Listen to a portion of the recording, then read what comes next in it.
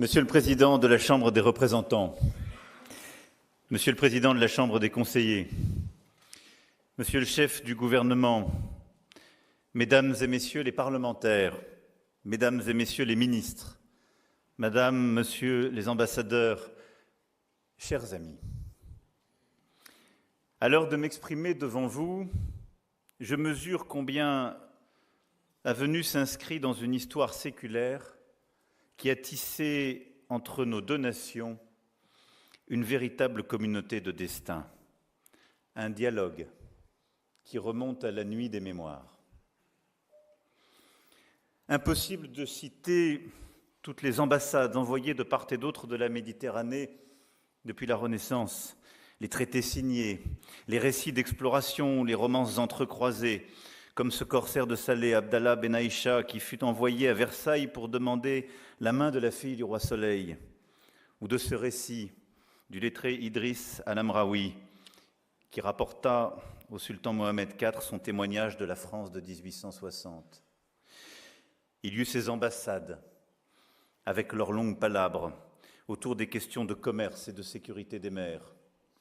Mais ce furent des artistes qui posèrent à coup sûr sur le Maroc le regard le plus passionné. Delacroix, Matisse, Majorelle et toute la cohorte des peintres et écrivains voyageurs qui abordèrent toujours le Maroc avec respect, avec admiration. Et ces deux dont nous nous réclamons aujourd'hui, et ce sont eux qui éclairent notre mémoire commune, qui connaît aussi sa part d'ombre. Car vint le temps des traités inégaux, quand l'hubris et la force mécanique des États européens s'imposèrent aux quatre coins du monde et quand, même arrangé en protectorat, le Maroc n'échappa pas aux ambitions et aux violences de l'histoire coloniale. La France fit effraction, d'abord par le truchement d'accords commerciaux et financiers, puis par le traité de Fès.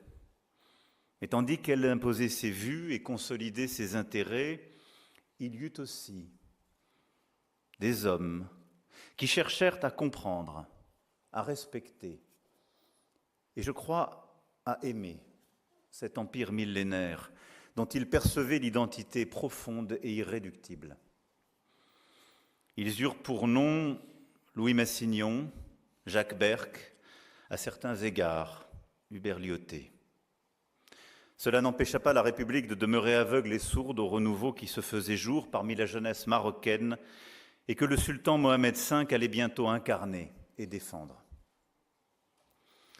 Au lendemain de la Première Guerre mondiale, ces pionniers constituent le comité France-Maghreb, auquel adhèrent François Mauriac, François Mitterrand, et soutiennent avec Amédée Lefebvre, vicaire général de Rabat, les initiatives du monastère de Toumliline en faveur du réveil des consciences inquiètes et de l'émancipation des Marocains.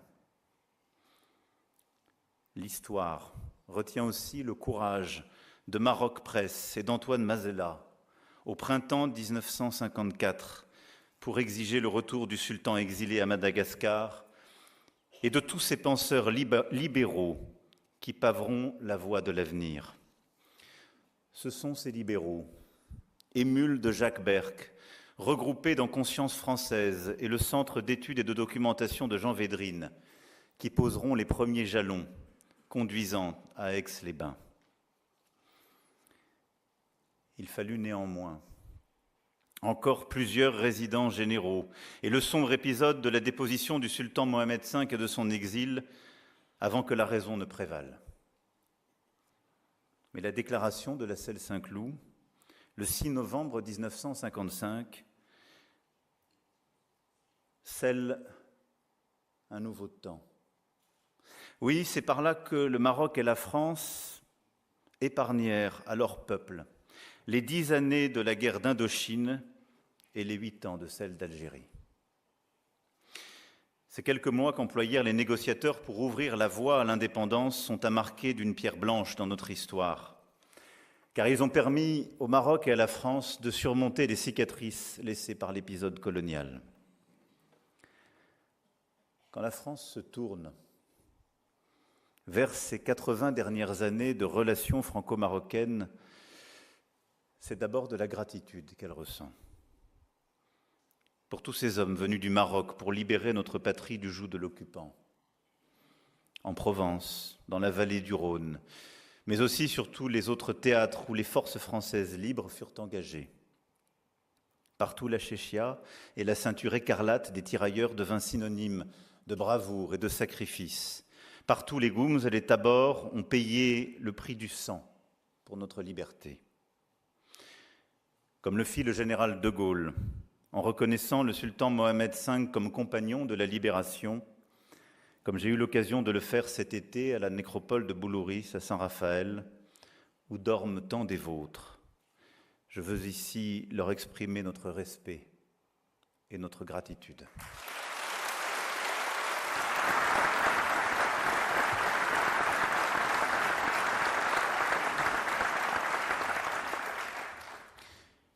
Il y eut le temps du sang versé, le temps des héros et de la guerre. Il y eut ensuite celui des forces vives de la paix. Ces dizaines de milliers et bien plus encore de Marocains qui contribuèrent, après la guerre, à la reconstruction de la France et à son industrialisation. Notre capitale, nos régions, nos villes, Marseille, Lyon, Toulouse, Le Havre, Montpellier, Lille, Metz, Nantes, Strasbourg, Grenoble, tant d'autres de Châlons et d'ailleurs, en portent aujourd'hui le témoignage à travers les communautés d'origine marocaine qui y vivent et qui participent à la vitalité de la France de ce siècle. Combien d'élus, d'entrepreneurs, d'artistes, de sportifs, dont l'histoire familiale, les patronymes, les valeurs spirituelles aussi, incarnent ce que le Maroc a apporté à la France pour qu'elle devienne ce qu'elle est aujourd'hui. Ici, au Maroc, la France est demeurée depuis l'indépendance le partenaire fidèle des évolutions de la société. La communauté française, dans sa diversité, y demeure la plus importante en Afrique. Nos 44 établissements scolarisent près de 50 000 élèves, dont une immense majorité de Marocains. Aux quatre coins du royaume, nos instituts français accueillent tous ceux qui, à un titre ou un autre, y recherchent une perspective. Apprendre notre langue, se préparer à étudier en France, se frotter à des artistes ou participer à des débats. Enfin, la communauté étudiante marocaine est la première dans l'Hexagone. Et je pourrais ici aussi convoquer les près de 5 millions de touristes français qui voyagent chaque année chez vous. Oui, de part et d'autre du temps et des mers, lorsque l'on parle du Maroc et de la France, il faut voir et il faut dire que nous ne sommes pas tout à fait étrangers l'un à l'autre. Et pas seulement parce que les années d'Al-Andalus ont fait de l'Espagne et du sud de la France un terreau d'échange avec votre culture. La Giralda de Séville, les Éliges bleues et les patios ouvragés du sud en restent toujours le somptueux témoignage architectural, mais parce que nos poètes même l'ont placé au cœur de nos imaginaires. Les vers du fou d'Elsa sont l'écho lancinant d'une passion franco-marocaine qui ne passera pas et qui s'est un temps incarnée dans ce territoire andalou qui n'était ni tout à fait l'Europe, ni tout à fait l'Afrique. Dans ce pays d'or et d'argent, travaillé comme une timbale, pour reprendre Aragon, où tout revêt ses habits de bal, les champs, les villes et les gens, et où l'air a le parfum des cymbales dans ce pays d'or et d'argent. Pour mes compatriotes, le Maroc jouera toujours un rôle à part, de porte, de passeur vers l'Afrique, une Afrique rêvée, autant que l'Afrique charnelle, humaine, tangible. Et il faut voir la passion que nourrissent nos lecteurs français pour des romanciers franco-marocains. Plusieurs nous accompagnent ici, Pierre Assouline, Abigail Assor, mais je pourrais convoquer aussi Tahar Benjeloun, Abdelatif Lahabi, Leila Slimani, lauréat de nos prix Goncourt et favori du cœur des Français. Comme si votre terre était par excellence un territoire de littérature. La réalité marocaine est si complexe, si riche, si contradictoire qu'elle fournit en permanence matière à fiction, avance Tahar Benjeloun, élucidant peut-être un peu du secret de cette vitalité de vos plumes. À l'heure où nous avons avec Sa Majesté le roi Mohamed VI, décidé d'écrire un nouveau livre ensemble. Je veux partager avec vous ma certitude que ces liens vont aller se renforçant sans cesse. À cet égard, je remercie Sa Majesté le Roi pour les paroles fortes qu'il a prononcées ici même, le 11 octobre dernier, à l'égard de la France.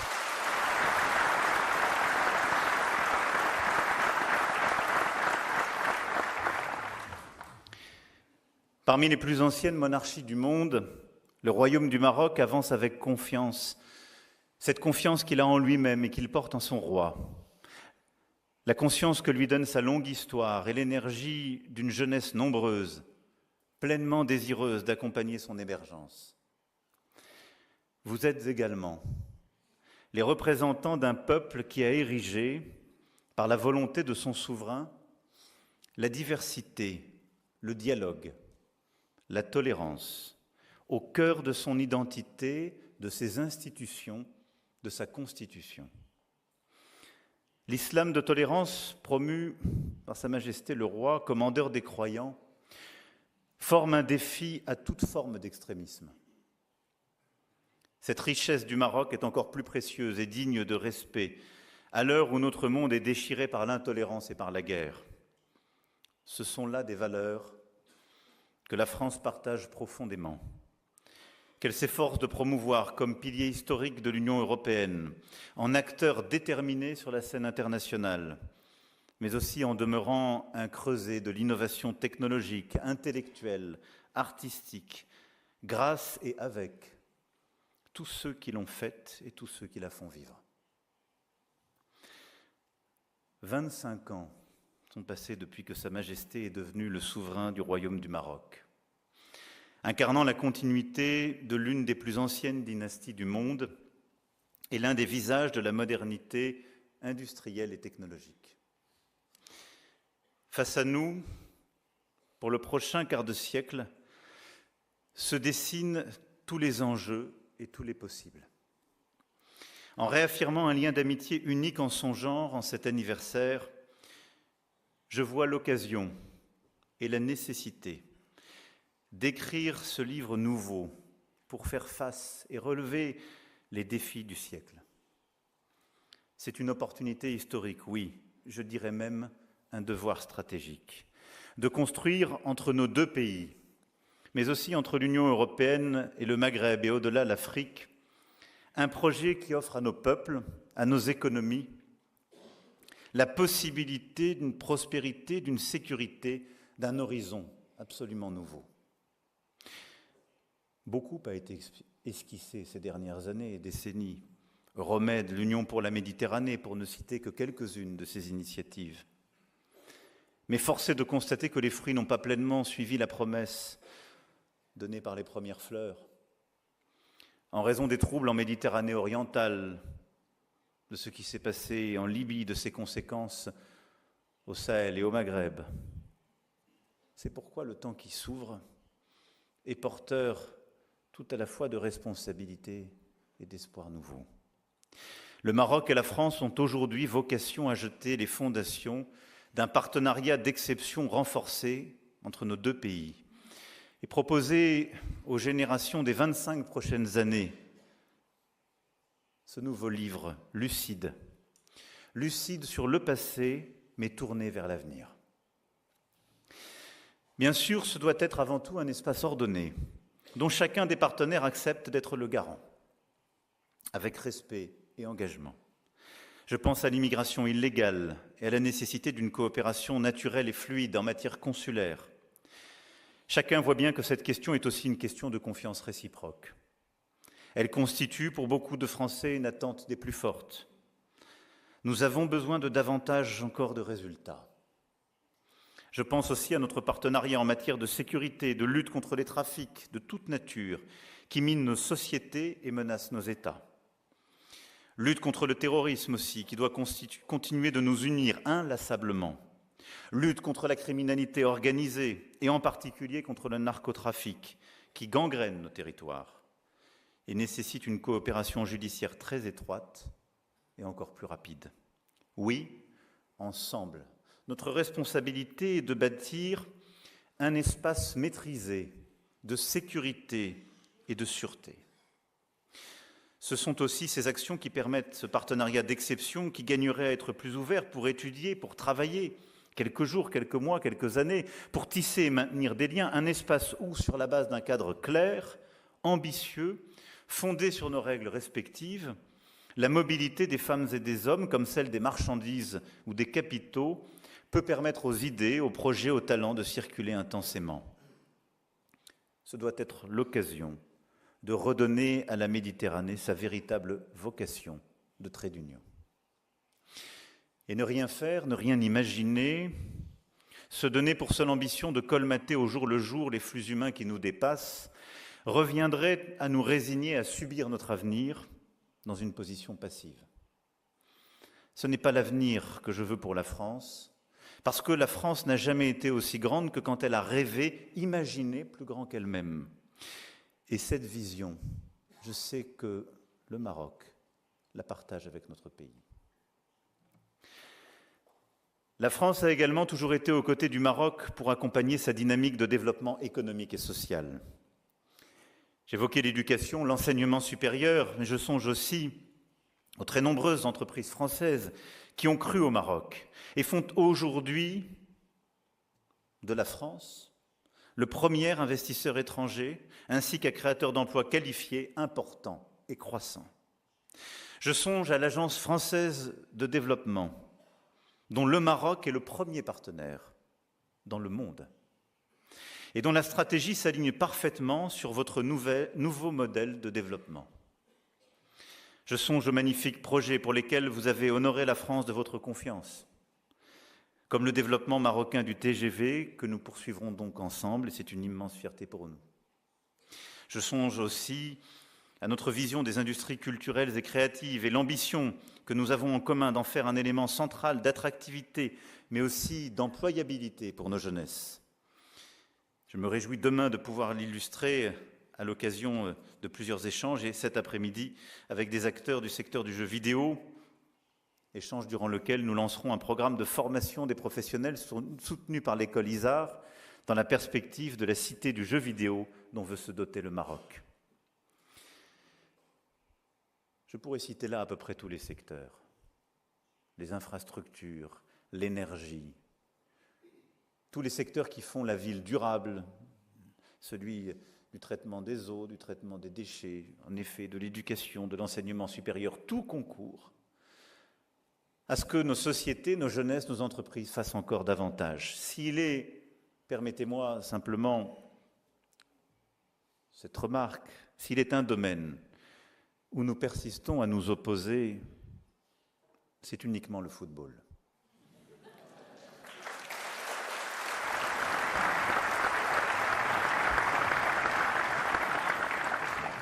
Parce que c'est une passion partagée. Le match France-Maroc de 2022 restera l'un des grands moments de la Coupe du Monde. Malgré tout, vos joueurs font rêver nos championnats et tant de nos équipes, et c'est une des choses qui réconcilie le Paris Saint-Germain et l'Olympique de Marseille.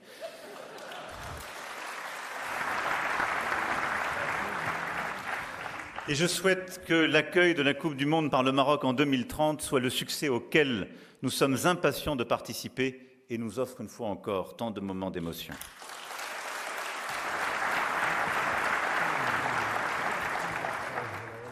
Oui, sur tous ces domaines comme sur les autres, pour aujourd'hui et pour demain, notre ambition est claire.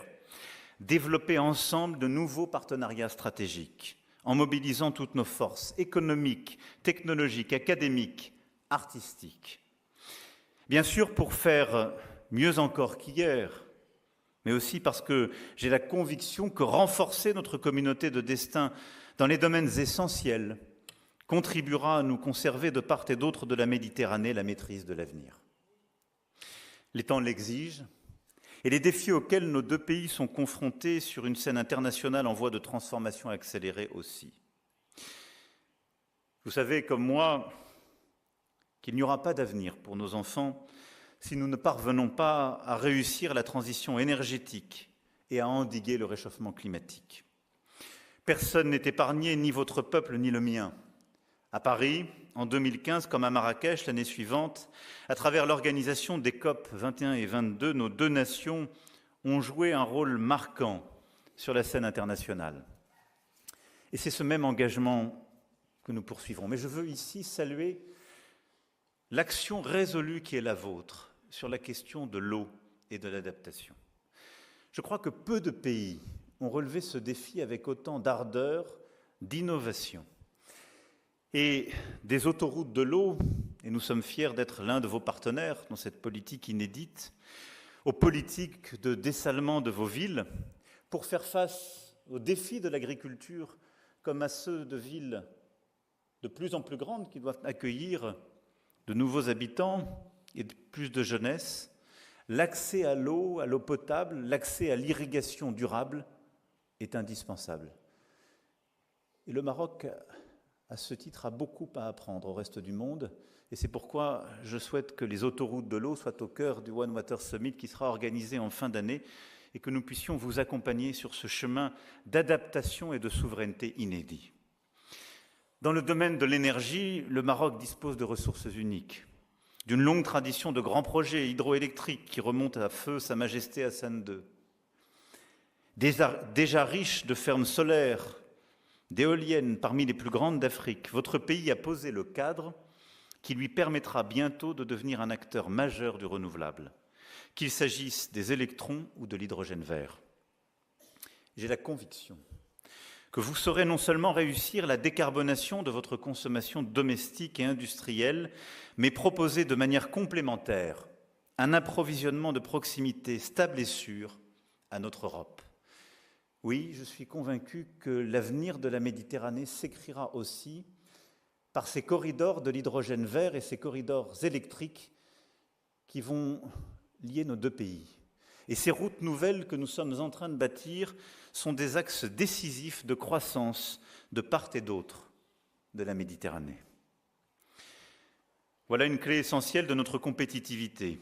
Et depuis le début de ce siècle, les accords de libre-échange ont favorisé une intégration très avancée de nos économies dont les bénéfices mutuels sont incontestables. Elle a notamment permis, à travers la colocalisation de filières industrielles critiques, de faire du Maroc une plateforme de production efficace et complémentaire pour l'industrie française et européenne. Dans la nouvelle étape de la mondialisation que nous vivons depuis la crise sanitaire, et alors que les politiques non coopératives de certains acteurs internationaux risquent de se renforcer dans les années à venir, l'intégration de nos chaînes de valeur est un levier majeur de notre compétitivité. Et il y a, pour la France, mais plus largement pour l'Europe, à continuer de penser de manière durable l'intégration des chaînes de valeur entre l'Europe et l'Afrique. C'est la clé pour résister aux politiques de plus en plus agressives d'autres grands espaces géopolitiques, aux politiques tarifaires nouvelles et à la fragmentation du commerce international que d'aucuns ont de facto déjà décidé. Ces bases de coopération doivent être claires, rationnelles, durables et justes. Pour les entreprises françaises, cela consiste à faire avec le Maroc, selon une logique mutuellement bénéfique qui prend en compte les mutations profondes des industries et des services. Ces secteurs stratégiques seront au cœur des rencontres entrepreneuriales Maroc-France que je clôturerai cet après-midi et je me réjouis des très nombreux projets que nous nous apprêtons à lancer ensemble et des nouvelles signatures d'accords au-delà des 22 d'hier soir que nous signerons. De part et d'autre de la Méditerranée, nous sommes bien conscients que le capital humain sera le principal marqueur de notre capacité à relever tous ces défis. C'est la raison pour laquelle les questions d'éducation, de formation professionnelle, d'enseignement supérieur figurent au premier rang des politiques publiques de nos États. Le Maroc et la France s'inscrivent à cet égard dans une francophonie ambitieuse, celle que nous avons célébrée récemment à Villers-Cotterêts, et qui constitue une opportunité supplémentaire pour nos deux jeunesses de développement dans cet espace francophone unique. Plus de 320 millions de locuteurs aujourd'hui, 500 millions à l'horizon 2050. Mais nous faisons face à un enjeu d'échelle car ces priorités sont aussi celles des grands acteurs mondiaux qui entendent prendre ou garder la main sur les technologies les plus avancées, qui ont des marchés intérieurs considérables et qui n'ont aucune raison de faire de cadeaux ni à l'Europe, ni à l'Afrique, ni au Maroc, ni à la France. C'est pourquoi, si nous voulons relever tous les défis que je viens d'évoquer, celui de la compétitivité, de l'intégration énergétique, du numérique, de la capacité de recherche aussi dans les domaines cruciaux, comme celui de l'intelligence artificielle, il nous faut drastiquement investir dans la formation. Développer partout nos systèmes éducatifs et leurs échanges, et former sur tous les domaines critiques.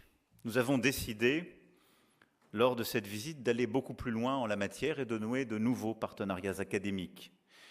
Pour les métiers de l'industrie, de la santé, du numérique, mais aussi pour ceux de l'agriculture, indispensables à la sécurité alimentaire de nos pays et du continent. Sur chacun de ces domaines, savoir former des talents, savoir les faire voyager, puis les conserver, est un défi essentiel pour nous. C'est pourquoi ce partenariat d'avenir doit être respectueux, exigeant, mais il est indispensable pour nos jeunesses. Dans le même temps, nous devons également jeter les bases d'une circulation naturelle des personnes afin de faire bien davantage ensemble en matière de recherche, de projets, de création d'entreprises, comme autant d'opportunités offertes à ces talents. Des initiatives bienvenues ont été prises ces derniers mois, notamment à l'intention des alumni marocains de l'enseignement supérieur français, qui reçoivent désormais automatiquement un visa de circulation. Et il nous faut continuer de viser plus haut, et je souhaite, avec le Maroc, faire une expérimentation pilote en la matière et permettre justement à ces derniers de nourrir les deux rives de leur intelligence et projets communs.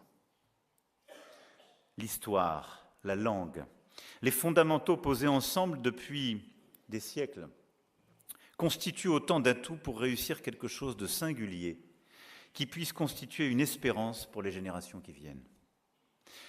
Car il nous faut être honnêtes avec nous-mêmes, si nous ne nous plaçons pas sur ce terrain, celui d'un cadre d'ambition assumé, attractif et maîtrisé pour notre jeunesse, nous subirons, l'un comme l'autre, les effets déstructurants des sirènes d'autres pays, de grands acteurs de l'économie mondiale qui viendront écrémer nos ressources, éroder notre intimité, essouffler notre partenariat, en offrant à nos forces vives des perspectives que nous n'aurions pas su tracer. Ce que j'appelle de mes vœux, dans tous les domaines que je viens d'évoquer, c'est bien ce prochain livre de notre relation, pour reprendre les mots de Sa Majesté le Roi hier, qui n'hésite pas aussi à bousculer les acquis et les cadres classiques pour porter le plus d'ambition possible. Car je crois qu'au-delà de nos deux pays, ce nouveau livre emporte aussi la possibilité d'écrire une nouvelle page de l'avenir et du développement du continent africain. Oui, tout au long des décennies passées, le Maroc et la France sont demeurés des alliés fidèles dans les temps troublés. Et jamais la France n'a manqué au Maroc sur toutes les questions existentielles auxquelles il a fait face. Et je pense, bien sûr, en premier lieu, et je le réaffirme ici devant vous, pour la France, le présent et l'avenir de ce territoire s'inscrivent dans le cadre de la souveraineté marocaine.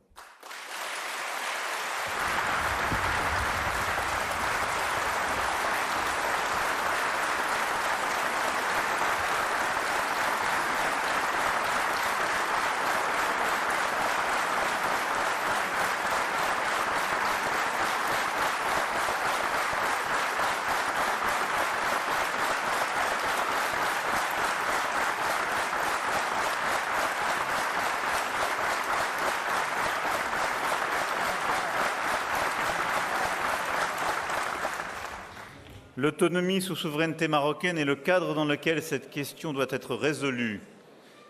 Et le plan d'autonomie de 2007 constitue la seule base pour parvenir à une solution politique juste, durable et négociée conformément aux résolutions du Conseil de sécurité des Nations Unies.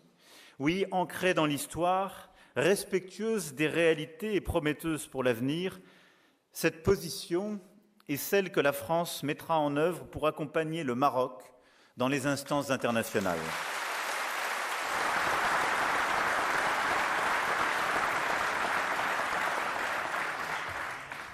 Et je le dis ici aussi, cette position n'est hostile à personne. Elle permet d'ouvrir une nouvelle page entre nous, comme avec tous ceux qui veulent agir dans un cadre de coopération régionale, en Méditerranée, avec les pays voisins du Maroc et avec l'Union européenne.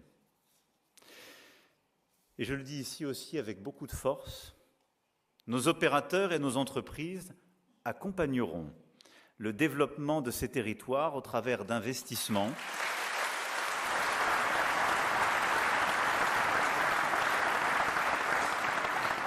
d'initiatives durables et solidaires au bénéfice des populations locales.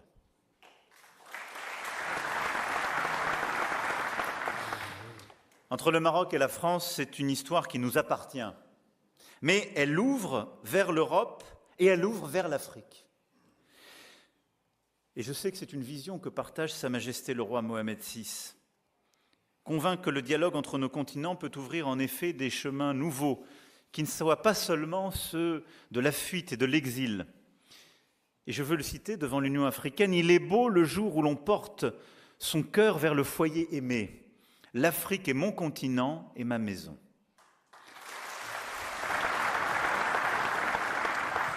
Et c'est pourquoi ce partenariat euro-africain est celui que nous voulons renforcer, celui auquel je crois profondément.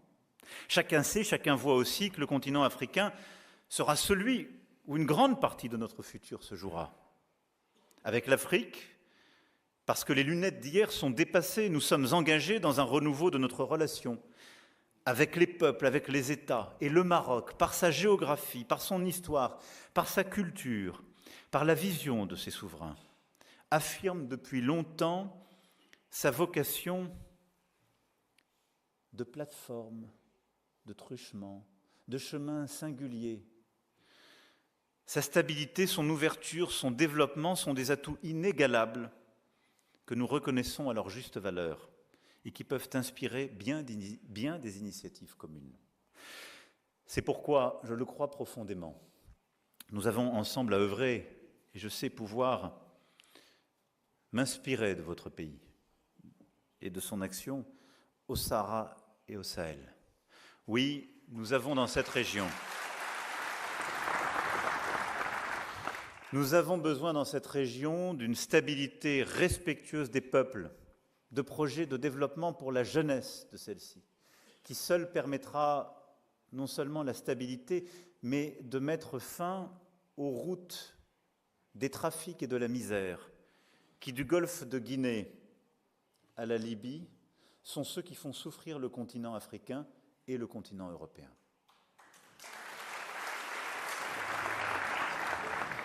Et je compte donc beaucoup sur, en effet, cette nouvelle stratégie où ensemble nous pourrons œuvrer dans cette région où la France, avec humilité, cherche à bâtir une stratégie partenariale nouvelle. Elle a été accusée par certains de tous les maux, bien injustement, car pendant une décennie, elle a évité l'effondrement de plusieurs États face au terrorisme, à des califats territoriaux qui voulaient se créer. Et en parlant ici devant vous, j'ai une mémoire émue pour les enfants que notre pays a donnés, pour la stabilité du Sahel, au Mali et ailleurs.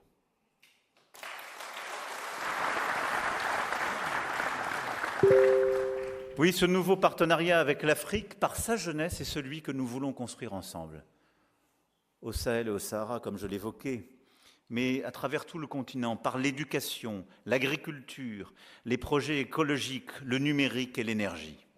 Il y a sur ces axes des actions communes que nous pouvons résolument ensemble construire. Bâtir ces ponts énergétiques que j'évoquais, avoir une politique de souveraineté alimentaire résolue dont le continent a besoin, et nous aurons l'occasion demain d'y travailler ensemble.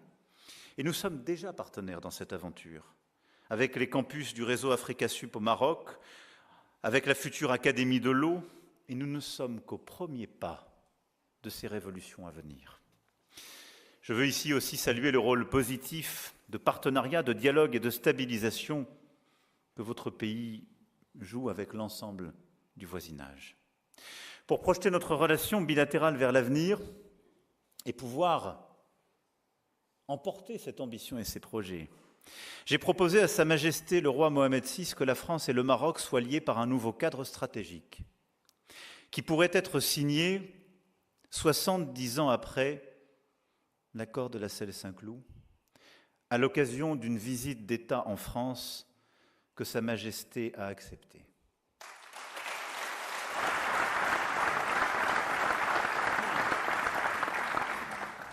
Avec Sa Majesté, nous nommerons sans tarder un comité de suivi paritaire qui sera chargé de nous remettre des propositions en ce sens dès le premier trimestre 2025, afin d'en dessiner les contours. Le Royaume du Maroc serait ainsi le premier pays hors de l'Union européenne avec lequel nous nous engagerions aussi intensément.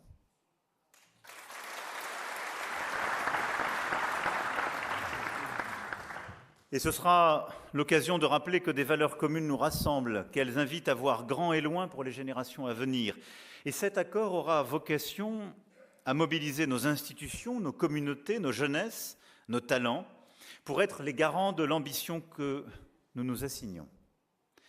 Il permettra aussi, en mettant davantage en lumière nos solidarités, d'accorder encore davantage nos voix sur la scène du monde.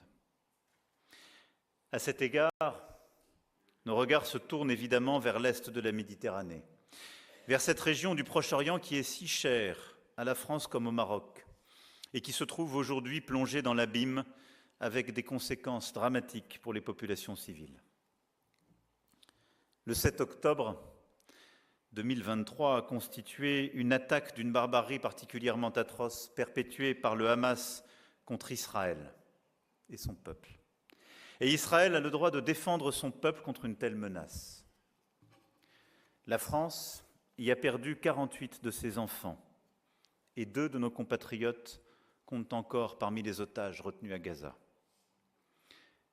Mais rien ne peut justifier pour autant le bilan humain désastreux à Gaza et la souffrance que connaissent les populations civiles.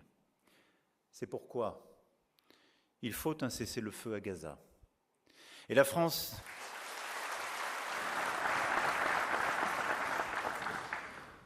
n'a eu de cesse de le demander depuis novembre dernier, un cessez-le-feu pour libérer les otages, pour protéger les populations et permettre enfin à l'aide humanitaire de parvenir dans la bande de Gaza. Au Liban également, il faut un cessez-le-feu et l'arrêt des opérations militaires. Nous y œuvrons depuis plusieurs semaines en lien avec nos partenaires américains et plusieurs autres. Et c'est pourquoi, en cohérence avec cette position, j'ai appelé à ce que cessent les exportations d'armes aujourd'hui utilisées à Gaza, en Cisjordanie et au Liban. La voie de la diplomatie est possible, elle est exigeante, et c'est celle que la France soutient pour permettre au peuple israélien, palestinien et libanais de voir leurs aspirations à la paix et à la sécurité garanties et à tous les déplacés de rentrer en sécurité chez eux. Vous connaissez l'attachement historique de la France à la solution des 2 États. Il faut relancer cette perspective de façon décisive pour inscrire la paix dans la durée au Proche-Orient. Vous connaissez aussi notre engagement sans faille à lutter contre l'antisémitisme en France et partout dans le monde. Cet engagement est irréductible. Et je le dis dans un temps où les actes antisémites, tout particulièrement ces dernières années, ont refait surface et partout pullulent. Et je sais que c'est aussi un héritage du royaume sur lequel bâtir ensemble pour protéger nos concitoyens et préserver dans ce contexte douloureux la cohésion de nos sociétés et les valeurs qui sont les nôtres. Sur cet enjeu, le Maroc a beaucoup à apporter. Je souhaite ici encore rendre hommage à l'action de Sa Majesté le roi Mohamed VI, également président du comité Al-Quds, et à son investissement personnel pour apporter l'aide humanitaire urgente aux populations palestiniennes et libanaises qui en ont aujourd'hui le plus besoin.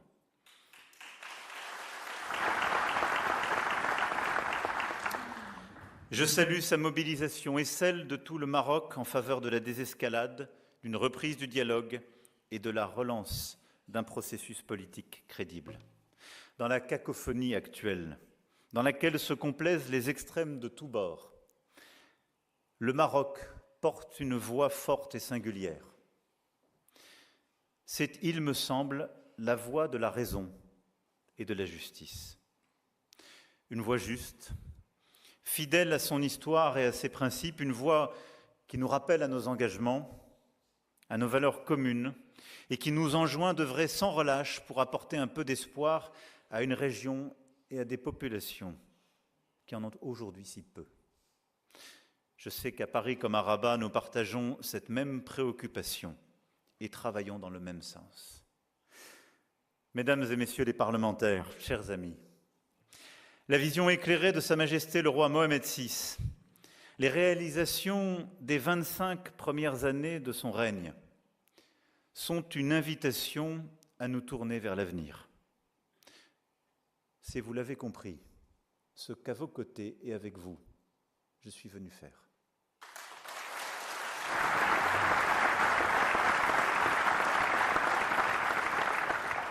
Alors puisse cette visite d'État marquer l'ouverture de ce nouveau livre dans notre longue histoire partagée, qui permettra à nos deux nations d'avancer avec détermination dans ce siècle incertain, mais qui a besoin de la richesse de notre amitié. Puissions-nous être à la hauteur de cette ambition, fort de notre histoire et pour nos jeunesses. Vive le Royaume du Maroc et vive la France!